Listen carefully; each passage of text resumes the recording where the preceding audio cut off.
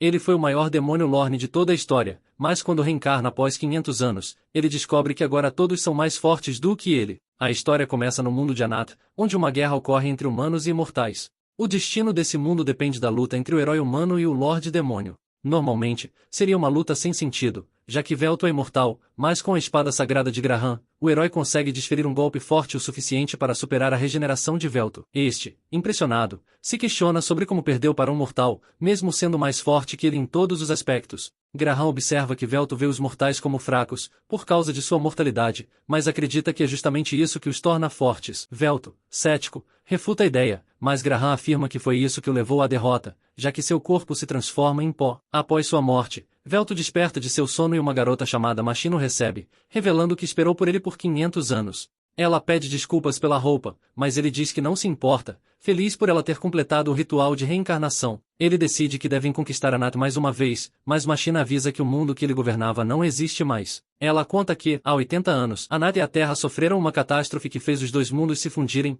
exterminando 90% da população e fazendo com que os governos nacionais colapsassem. As cidades agora funcionam como estados independentes, e uma série de guerras eclodiu entre elas. Apesar disso, a paz é relativamente estável agora. Machina revela que a Terra, antes tecnologicamente avançada, se uniu à magia de Anat, resultando em um grande avanço. Quando ela mostra o estado atual do mundo, Velto fica surpreso com o progresso dos mortais. Ao caminhar pela cidade, um homem quase esbarra nele, mas Machina o empurra, e Velto se surpreende que um mortal de baixo nível tenha sido capaz de esbarrar nela, uma das 6 sombras mais poderosas. Decidido a restaurar o medo nos mortais, ele usa sua magia para abrir um buraco no céu. No entanto, os cidadãos acreditam que ele está apenas usando magia temporal. Um alarme soa, e Machina revela que é proibido usar magia na cidade. Ela o leva para um local seguro, onde explica que, após sua morte, os imortais foram tratados como criaturas e caçados pelas indústrias, já que o mundo decidiu que eles não mereciam direitos humanos. Machina menciona que ela foi uma das únicas pessoas que sabia como trazê-lo de volta à vida. Velto, então,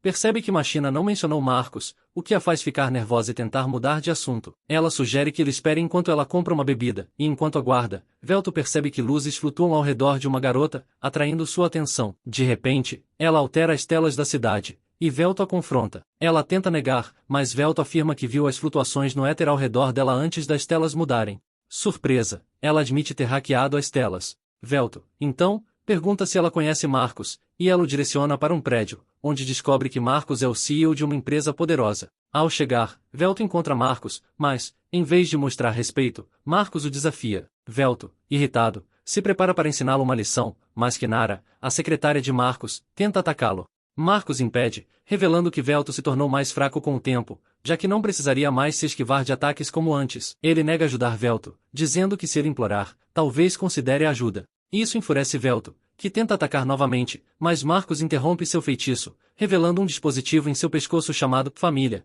que retira partes do processo mágico, permitindo que qualquer um, independentemente da raça, use magia. Marcos explica que ele criou o dispositivo para que Velto, sendo um ser superior, não pudesse usá-lo, mantendo sua vantagem. Tentando atacar mais uma vez, Velto é derrotado por Marcos, que começa a rir, pensando que ele está morto e que será o próximo Senhor Demônio. Velto, no entanto, sobrevive, mas nota que sua regeneração não é mais como antes. Ele se encontra com Machina, que o leva para um prédio onde vive. Ao perceber que ela tem vivido de forma humilde enquanto esperava por ele durante os últimos 500 anos, Velto fica tocado e agradece por sua lealdade. Flashbacks mostram quando Machina, sendo imortal, foi condenada à morte por seu próprio povo, que acreditava que ela era a causa de todos os infortúnios. Quando estava prestes a ser jogada em um vulcão, Velto a salva e, naquele momento, se interessa por ela. De volta ao presente, Machina prepara o café da manhã, e Velto se surpreende com a comida deliciosa. Ela revela que alguns imortais conseguiram sobreviver, mas recentemente começaram a desaparecer.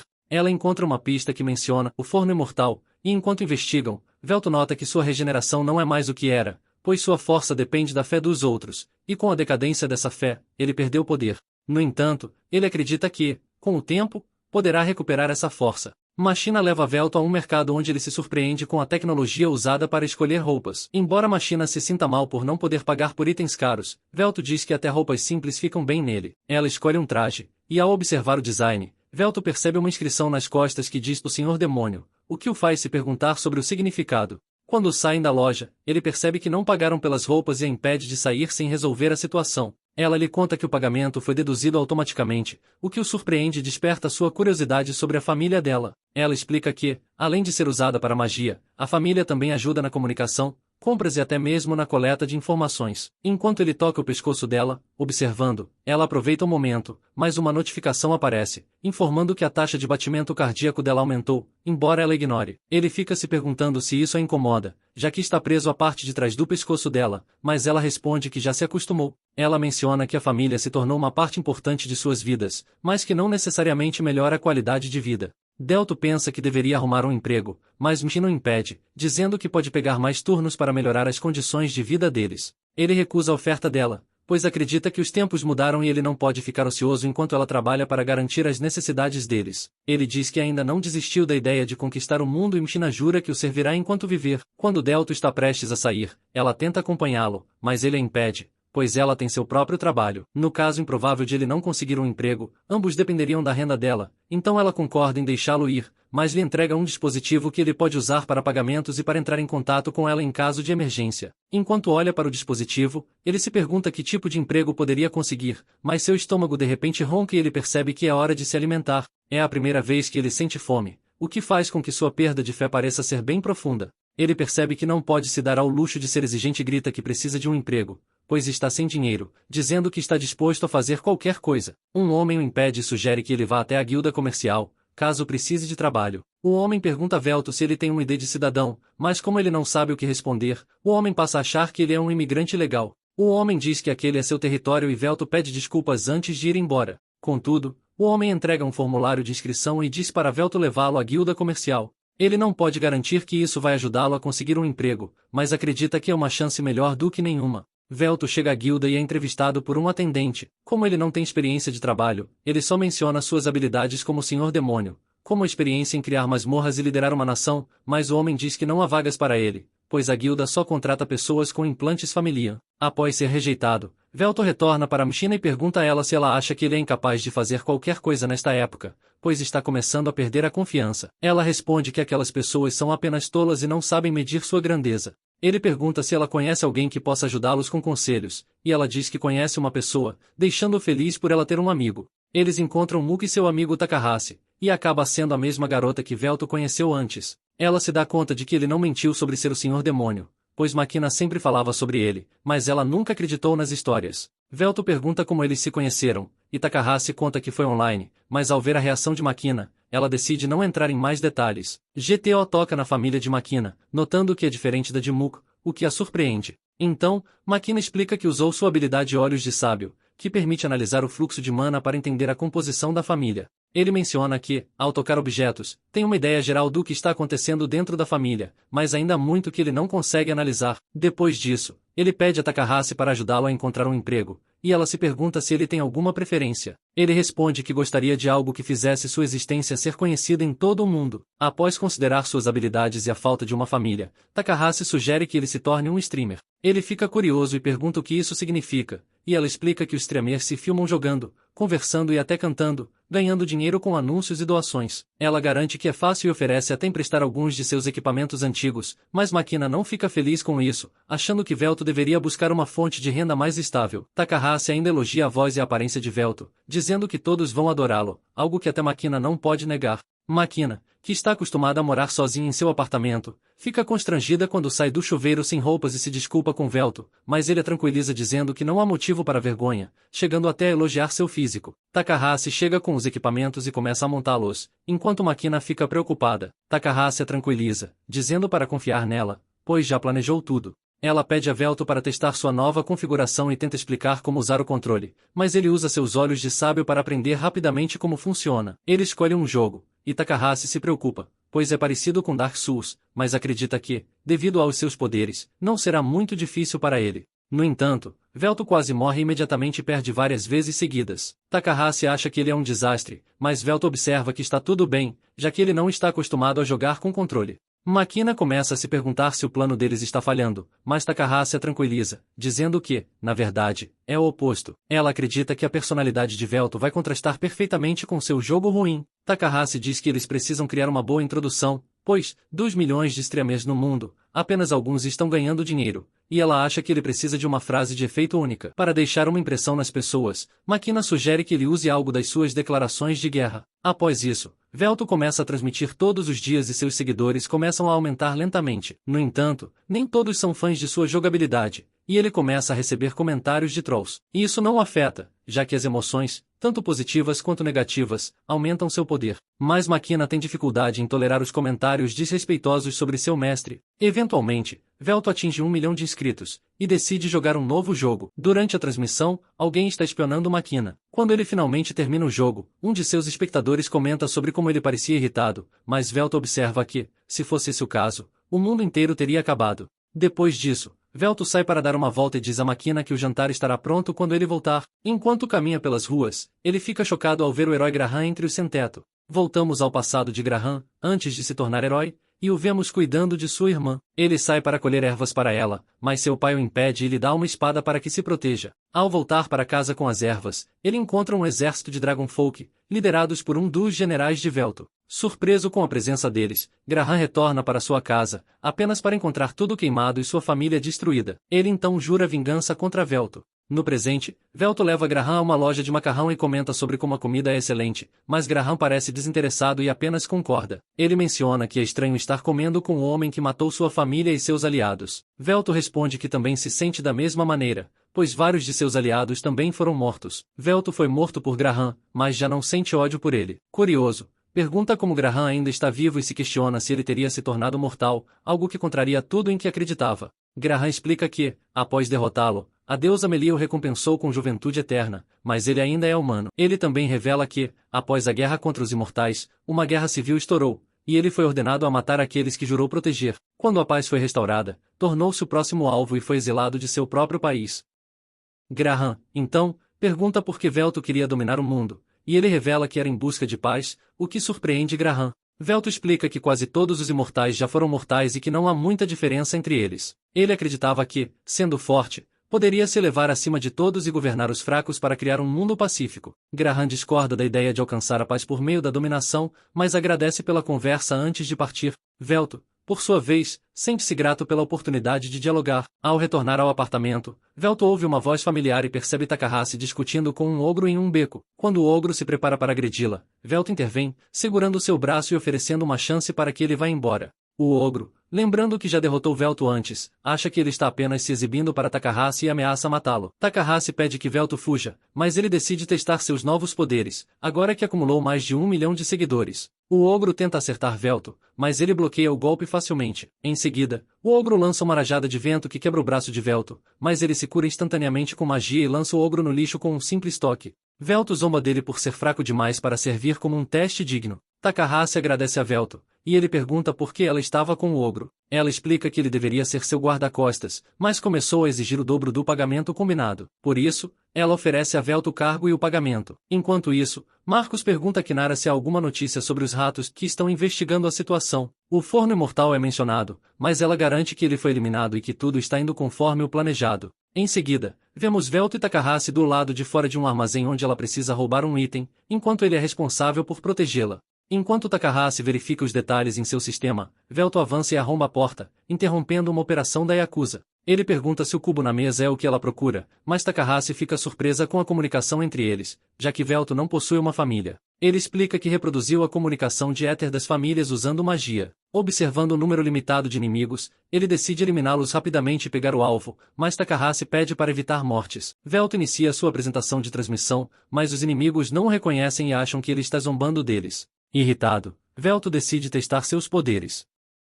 Quando eles começam a atirar, ele cria uma barreira mágica ao redor do corpo, desviando facilmente as balas.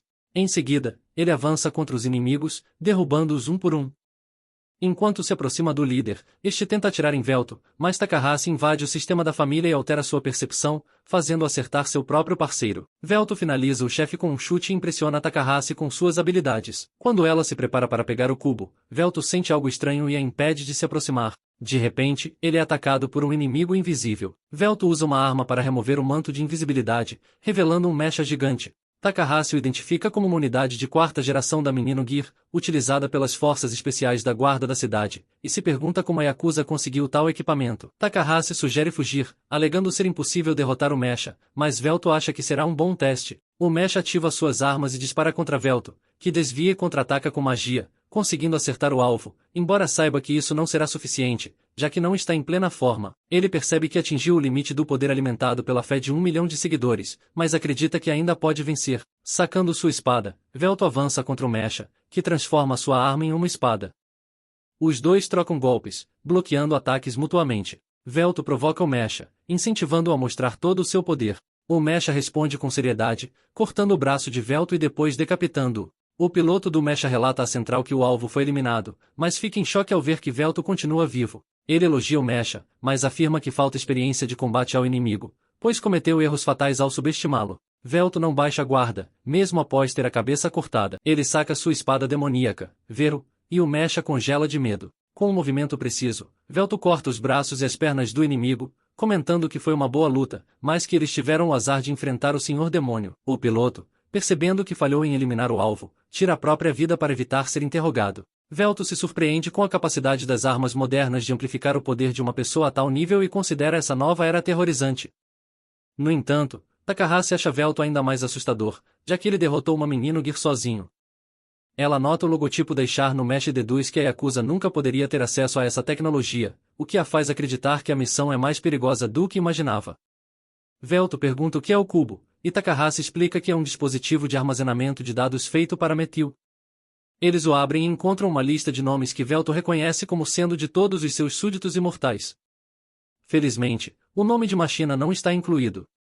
Takahashi tenta contatar seu cliente, para obter mais informações, mas não consegue. Ela avisa Velto que precisarão visitá-lo pessoalmente. Ele concorda, afirmando que, como rei, é sua responsabilidade cuidar dos imortais. Eles logo chegam a um grande prédio de apartamentos, e Takahashi usa suas habilidades de hacker para passar pela segurança. Ao entrarem no elevador, Velto pede para ser ele a apertar os botões, dizendo que gosta disso, o que Takahashi acha estranho. Ela observa, no entanto, que não podem ir diretamente ao 13º andar e que precisam seguir uma sequência específica de comandos. Eles finalmente chegam ao 13º andar, mas Takahashi o impede de entrar, dizendo que há armadilhas. Velto usa seus poderes e percebe que todas as armadilhas mágicas e físicas foram desativadas, o que surpreende Takahashi. Ele explica que suas responsabilidades como Senhor Demoníaco incluíam a construção e manutenção de masmorras, então encontrar armadilhas é fácil para ele. Eles chegam à porta do apartamento de e Takahashi toca a campainha, mas ninguém responde. Velto percebe que a porta está aberta, o que estranha Takahashi,